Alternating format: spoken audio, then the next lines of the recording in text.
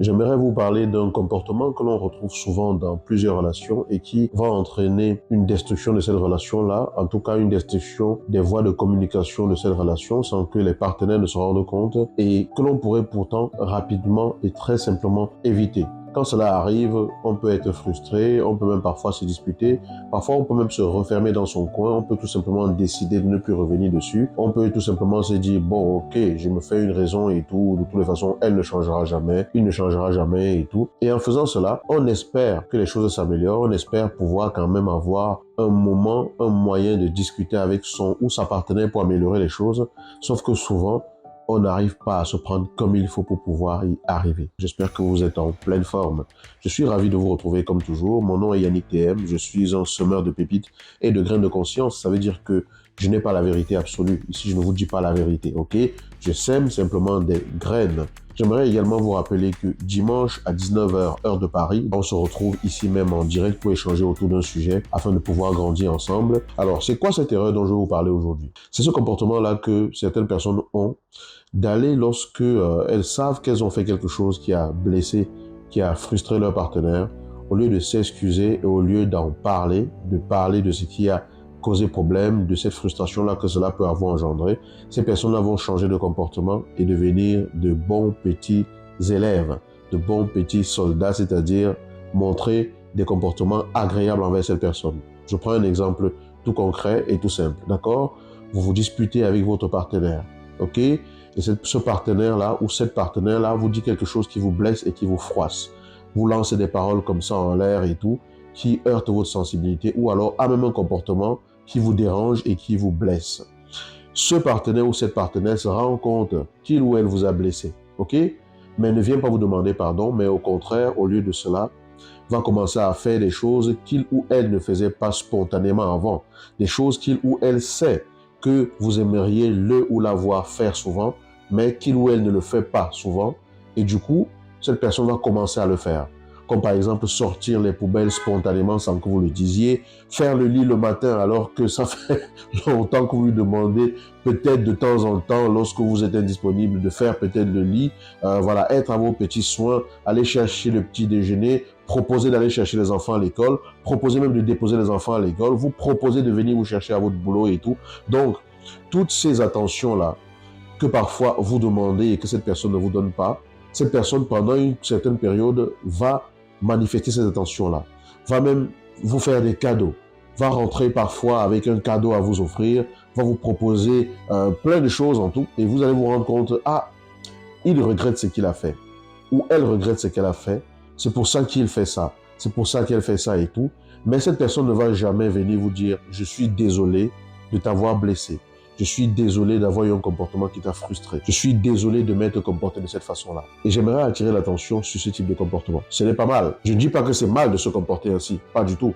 Au contraire, lorsqu'une personne montre par son comportement qu'elle est désolée ou semble montrer qu'elle est désolée par rapport à quelque chose, c'est toujours bon à prendre, ce n'est pas mal. Mais j'aimerais attirer votre attention sur une chose. C'est bien de faire tout cela, mais il va être important de verbaliser les choses, de parler avec votre partenaire. Vous pouvez faire ça pour vous faire pardonner, et pensez que votre partenaire va le comprendre ainsi. Mais votre partenaire peut l'interpréter de 15 000 et une façons. Votre partenaire peut penser que vous êtes en train d'acheter son silence, que vous êtes en train d'acheter son pardon, que vous êtes en train de vouloir passer facilement à autre chose sans avoir touché ce qui a vraiment dérangé. Lorsque vous faites cela, vous n'allez pas au cœur du problème. Vous n'allez pas chercher à comprendre ce qui, dans les besoins de la personne qui a été blessée, n'a pas été respecté. Quel besoin en cette personne n'a pas été respecté. Parce que lorsqu'une personne est blessée et frustrée, cela signifie simplement qu'il y a quelque chose, un besoin qui n'a pas été respecté.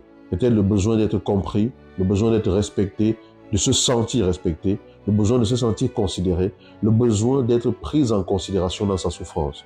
Donc, on peut faire des cadeaux, on peut changer de comportement, on peut faire des choses très intéressantes et tout, mais cela ne touche pas le cœur du problème.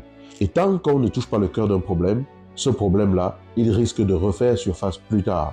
Les cadeaux, c'est très bien. Ok? Avoir les comportements que vous savez que votre partenaire aimerait que vous ayez, c'est fantastique également. D'accord? Je ne dis pas de ne pas faire ça. N'arrêtez pas. Continuez. N'attendez même pas seulement lorsque vous êtes énervé ou lorsque vous avez blessé l'autre, je veux dire, pour le faire.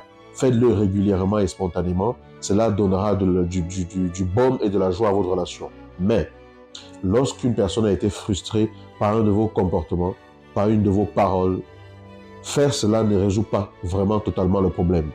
Votre partenaire a été frustré, vous avez peut-être également été frustré, vous faites amende honorable, vous voulez faire amende honorable en changeant de comportement, c'est bien, mais rien ne va remplacer le fait d'aller parler de ce qui a dérangé, d'aller comprendre ce qui dans votre comportement a blessé votre partenaire, d'aller comprendre combien est-ce que c'est important pour votre partenaire d'avoir tel ou tel besoin de respecter. Rien ne peut remplacer la communication dans une relation. Et pour communiquer, il faut apprendre à communiquer lorsqu'on ne sait pas le faire. Parce qu'il y a plusieurs niveaux de communication dans une relation. Il y a plusieurs niveaux d'intimité dans la communication dans une relation. Parce que oui, c'est aussi de l'intimité que d'aller dans la profondeur sur les sujets qui dérangent. Mais pour ça, il faut apprendre à le faire. Et si vous ne savez pas le faire, d'ailleurs, j'ai conçu une formation à ce sujet qui s'appelle Communication exponentielle. Je vais mettre le lien dans le premier commentaire juste en dessous de cette vidéo. Si vous voulez améliorer votre communication, si vous voulez savoir comment aborder votre partenaire, aborder les sujets difficiles, aborder les sujets sur lesquels vous vous disputez, vous vous divisez, vous vous séparez, allez dans le premier commentaire sous cette vidéo, cliquez sur le lien, rejoignez la formation Communication exponentielle que plusieurs personnes ont déjà rejoint jusqu'à présent. Nous faisons des ateliers régulièrement pour travailler sur différents sujets. On prend chaque situation, on l'approfondit et bien sûr, il y a tout un partage sur les différentes techniques à aborder pour pouvoir améliorer sa communication dans sa relation. Ceci étant dit, pour résumer ce que je vous dis ici, changer de comportement pour montrer qu'on regrette, pour que l'autre comprenne qu'on regrette, c'est pas mal, c'est intéressant, c'est bien. Parler de ce qui a vraiment frustré l'autre, parler de ce dont l'autre a besoin pour se sentir bien dans la relation, parler, aller dans la profondeur de la communication par rapport à ce qui vous a amené jusque-là, c'est également très bien et c'est même par cela qu'il faut commencer, c'est quelque chose qu'il faut prendre absolument en considération. Voilà ce que je voulais vous partager dans cette vidéo de ce matin. J'espère que vous êtes en pleine forme. J'espère vous lire à propos de cette vidéo. Dites-moi ce que vous en pensez. Partagez-moi vos avis sous les commentaires. Partagez la vidéo si vous trouvez qu'elle a un contact d'intérêt. Et n'hésitez pas à nous rejoindre dans Communication exponentielle. Et d'ici là, je vous dis à dimanche, ici même, 19h, GMT plus 2, donc heure de Paris, GMT plus 2, en direct pour notre live hebdomadaire. À très bientôt. Ciao.